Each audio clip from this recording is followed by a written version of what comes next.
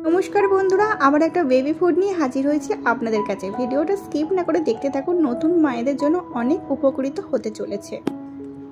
আজকে আমি মাম্মার জন্য বানাবো খিচুড়ি, মিক্সড ভেজ খিচুড়ি বানাবো। যেহেতু মাম্মা 7 মাসে পড়ে গেছে তাই ওকে সমস্ত সবজি দিয়ে একটু খিচুড়ি দেওয়ার চেষ্টা করছি। আমি এখানে সবজি নিয়েছি কুমড়ো, বিট, গাজর, দুটো বিনস, আর আমি ফিঙ্গার ফুড হিসেবে নিয়েছি সজনে ডাঁটা, একটা লাউয়ের পাতা আর চাল নিয়েছি 1 চামচ।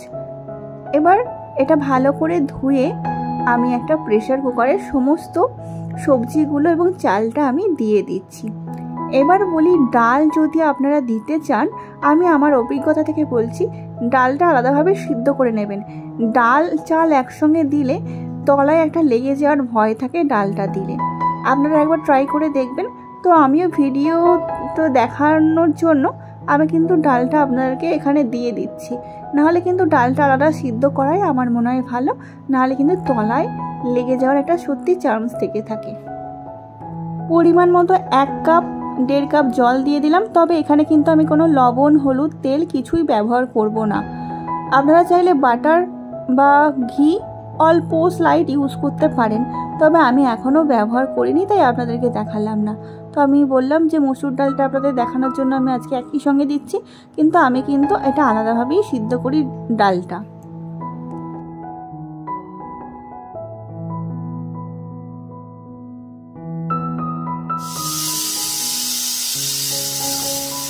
যেহেতু আমার বেবির বয়স মাত্র 7 মাস, তাই এখনও ওর দাঁত ওঠেনি বলে আমি কিন্তু এখনও পর্যন্ত ওকে মিক্সিতেই পেস্ট করে খাওয়াই।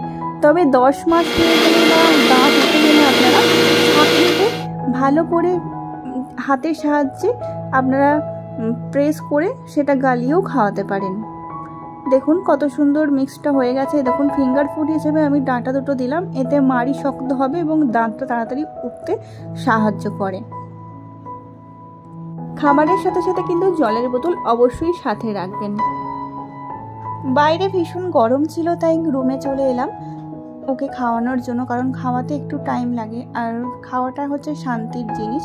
তো একটু ঠিকঠাকভাবে না খেলে দেখবেন আমাদেরই বড়োদেরই কেমন কষ্ট হয়, তাই গরমের জন্য ওকে আমি ঘরে বসেই খাওয়াচ্ছি। আর ও কিন্তু খুব মজা করে জিনিসটা খাচ্ছে।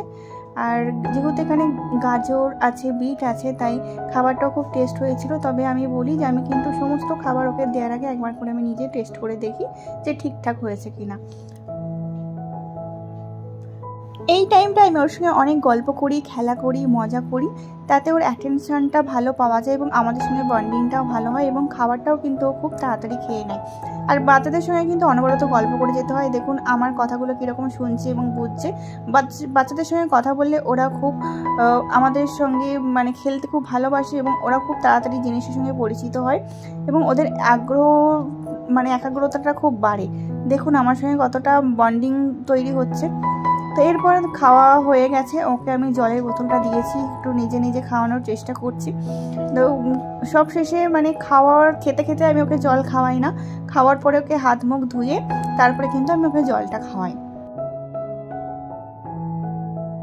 চলুন আজকের ভিডিওটা এখানেই শেষ করছি। আপনারা কে কোথা থেকে ভিডিওটা দেখছেন অবশ্যই কিন্তু একটা সুন্দর কমেন্ট করে জানাবেন। আর আপনারা কী ধরনের ভিডিও দেখতে চাইছেন সেটাও কিন্তু কমেন্ট করে জানাবেন। আমি অবশ্যই আপনাদেরকে ভিডিও দেওয়ার চেষ্টা করব।